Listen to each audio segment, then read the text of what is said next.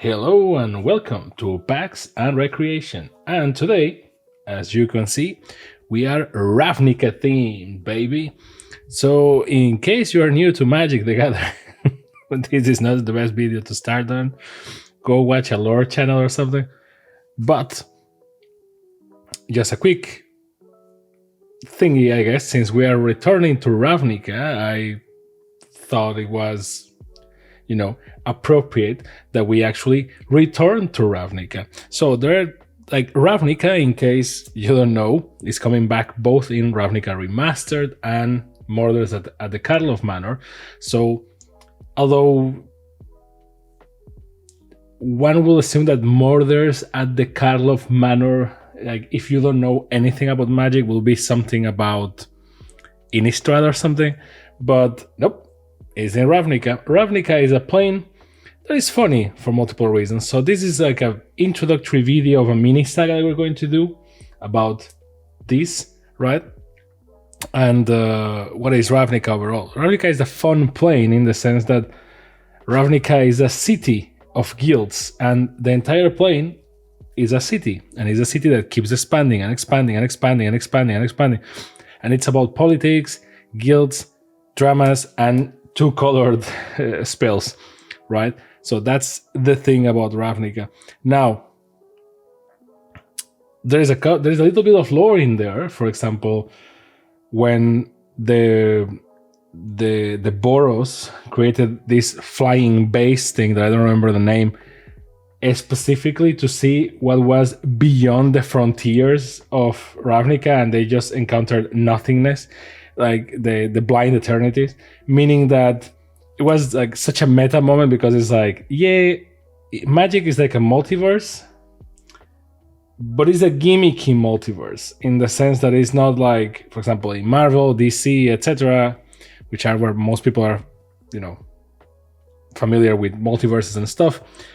If you are from the comics, from a long time now, but in the in the modern phase of movies and series, is a concept that is just now tipping over.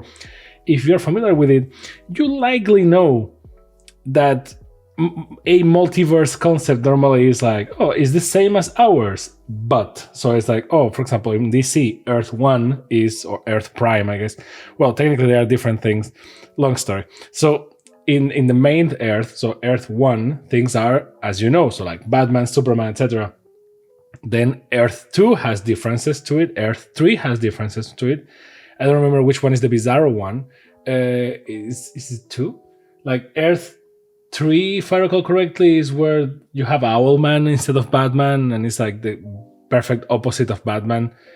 And normally it's always like that, and with Marvel it's pretty much the same. It's like you have Earth 616, which was the one in the comics, and now is the one in the movies, because money, I guess. 616 is the one that gives you the most money, and it's like, oh well, you have this, for example, with Spider-Man, right? Like I think it's the most famous use case right now, because it's like, well, you have Spider-Man, and then you have Miles Morales, which is Spider-Man in a different reality, right? So it's like, oh, it's the same, but instead of, Peter got bitten, and then Miles got bitten because the spider came from another. It depends on the version that you read, but normally the concept is, long story short, is the same, but different.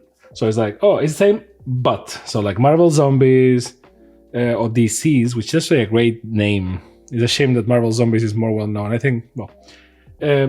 Or like, oh, this character went bad, or this character died. Those are the differences. In Magic, when you see a plane, which is, multiverse, or you get like different realities, because now we have the universes beyond, and since we have universes beyond, it implies that in the Magic the Gathering lore, all other fiction are also planes in Magic, which makes sense because, well, it's all multiple realities, right? A planeswalker, which is you, the player, is someone that can go through planes. And also you have planeswalkers as cards because they can help you, and they don't have life, they have loyalty, and people can attack them. Long story. So it was very meta, because Ravnica is a city period. Like, it's not like there is a world and there is a city on top of it. Like, no. The plane is a city. There is nothing else. It's not a small city. It's a big ass city. It's an infinite city. It has well, not infinite because it keeps growing, but like it has wilderness around it, and we will touch about it because some clans or you thought I forgot about about Simic, did you? No, it's just they didn't fit in a symmetrical manner, so I'm going to use this one as an example. But there's this balance between guilds, and we're going to touch the guilds one by one. It's going to be shorter videos, and we're going to go in an alphabetical order, so no preferences here. We start with Azorius, and we finish with Simic, and we're going to talk about what makes each guild different, and why they are important to Magic, and why they are likely the best thing that Wizards ever invented, and why is the concept so simple, so effective. Now, some things that I wanted to touch here in this general video first, although I know that you come here for cards and it's just me talking in front of things that are not being opened right now. But trust me, if you like the game like me, I guess this is a conversation worth having. If you are more like a Pokemon or Yu-Gi-Oh person, hey, this may be interesting. So Magic the Gathering has 5 colors, as you may know by now, and those colors are, white, blue, black, green, red, green, right? So the 5 colors in Magic the Gathering have an identity, and each color represents something, right? So in the case of, and let's pick this for example, right? In the case of white, this is the mirror. The mirror is just blue and black. This is why it's resulted, but this is just for reference. So in the case of white stands for justice and equality and etc. So like, and between other things. And it's not like white is the good people color and black is the bad people color. Like they moved away from that. So black is more about ambition. Blue is about knowledge and intelligence and all that. Red is about emotions and fierceness and action. And green is about growth and nature and loving all things around you. And it's interesting because these 5 things could be good and could be bad, and you can use them in a way or another. And normally, most of the challenges that Wizards has with all colors that are not, with white and black mostly, is that they are kind of too associated with good and bad already, so it's very difficult for them to move around them. So they have to get creative. For example, Elesh Norn is a white villain. And how can you achieve that? It's like, well, because she wants uniformity at all costs. So she wants everyone to be completed, because that's the way that she sees that equality and everything is solved. So that's very white, but at the same time is very bad. And in black, you can have good characters that are very ambitious, right? And like Liliana Vess is an example of that. Like Liliana Vess started as kind of an anti-hero, and now everyone loves her because she's like cool.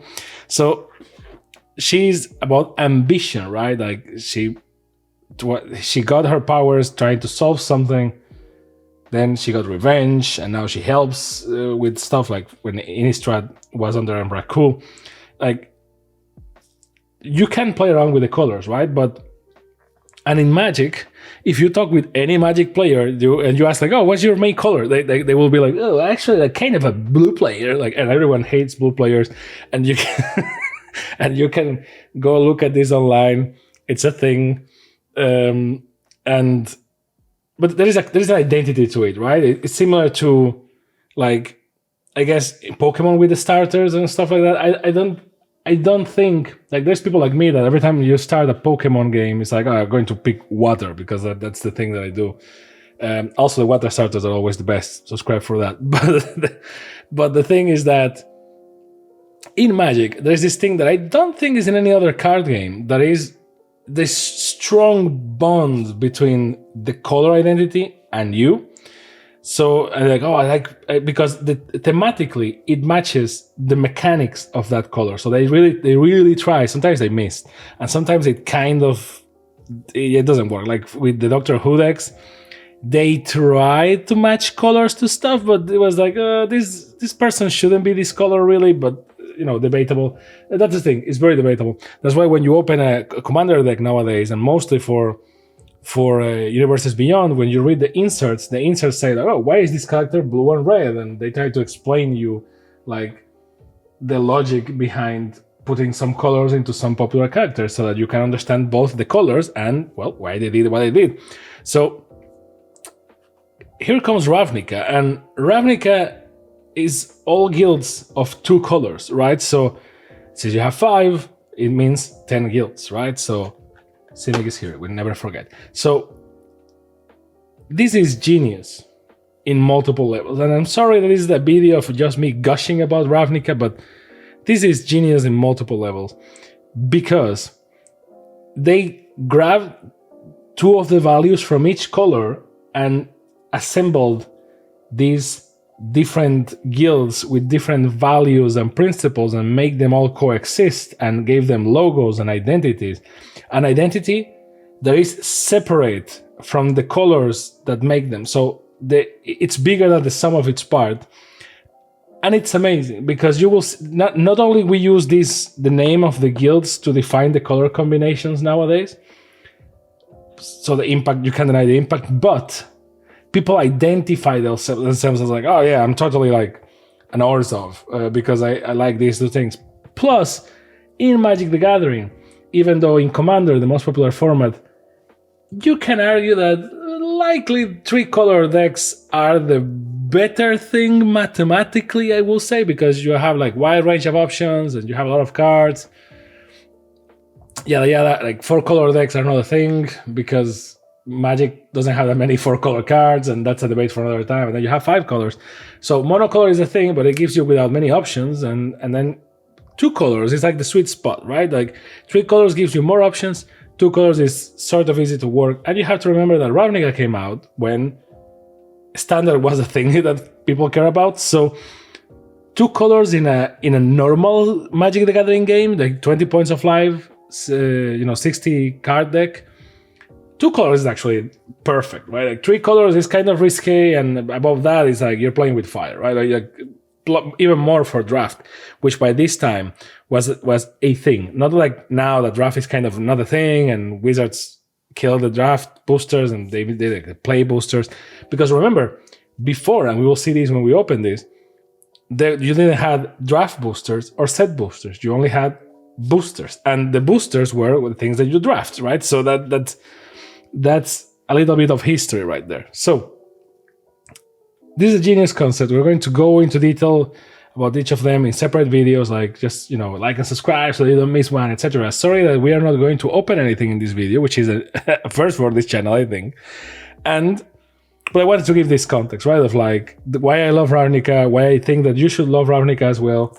There's a bunch of lore about Ravnica. Like, I'm not the best one explaining lore. Like, if I try to explain lore, it's like a podcast or you talking with a friend and me trying to remember stuff. And, there are a lot of better channels out there that, like Either Hub or something that really explain stuff with images. So it's a little bit more productive if you want to actually learn stuff. So go there, I guess. But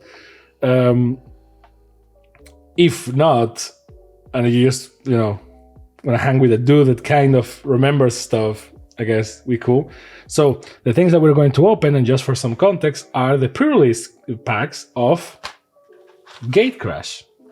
Okay, why Gatecrash in particular? Well, because I love these pre-releases. I think these are the best looking ones in their balance between it's just cardboard, but it's very emblematic, like the symbol of each guild right there. Because yes, we could go with Dragon's Maze, and Dragon's Maze, remember when we could use plastic for things? That certainly was the time.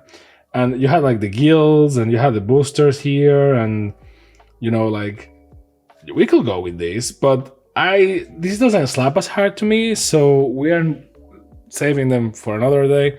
We could go with Ravnica Legions and the other one that I can't remember right now, and which it's more modern. And remember when we could use plastic, and you also have some identity, right? Like smash, smash, smash, because it's Gruul and it's not bad looking, but